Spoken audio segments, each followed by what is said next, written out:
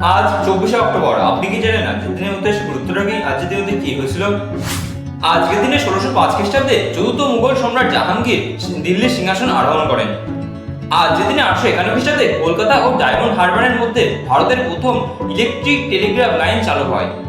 আজকের দিনে 1857 খ্রিস্টাব্দে ইংল্যান্ডের সিফিল্ড শহরে পৃথিবীর মধ্যে প্রথম ফুটবল ক্লাব সিফিল্ড এফসি প্রতিষ্ঠিত হয়।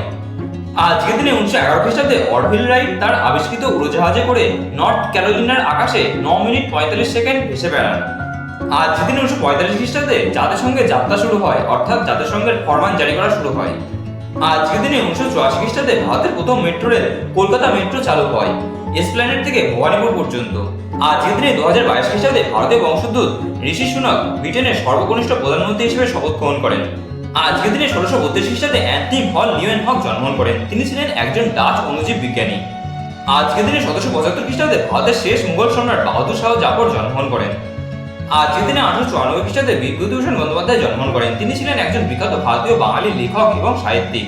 তার লেখা কিছু উল্লেখযোগ্য গ্রন্থগুলির মধ্যে আছে চাঁদের পাহাড়, পথের পাঁচালী ইত্যাদি। আজকের দিনে 1914 খ্রিস্টাব্দে লক্ষ্মী সেহগাল জন্মগ্রহণ করেন। তিনি ছিলেন একজন বিখ্যাত ভারতের স্বাধীনতা সংগ্রামী। তিনি আজাদ হিন্দ ফৌজের নারী সংগঠনের প্রধান ছিলেন। আজকের দিনে 2013 খ্রিস্টাব্দে মান্না দে মারা যান। তিনি ছিলেন একজন জনপ্রিয় ভারতের সঙ্গীত শিল্পী। এছাড়া আজকের দিনটি বিশ্ব পোলিও দিবস হিসেবে পালন করা হয়। ভিডিওটা কেমন লাগলো সেটা কমেন্ট বক্সে কমেন্ট করে জানান। ভিডিও যদি ভালো লাগে থাকে তাহলে একটা লাইক করে দেবেন। ভিডিও থেকে যদি আপনি নতুন কোনো তথ্য জানতে পারেন তাহলে আপনি আপনার পেজে শেয়ার করে ততটা জানার সুযোগ করে দেবেন। এইরকম প্রতিদিনের গুরুত্ব সম্পর্কে জানতে চ্যানেলটি সাবস্ক্রাইব করে জানাতে পারেন।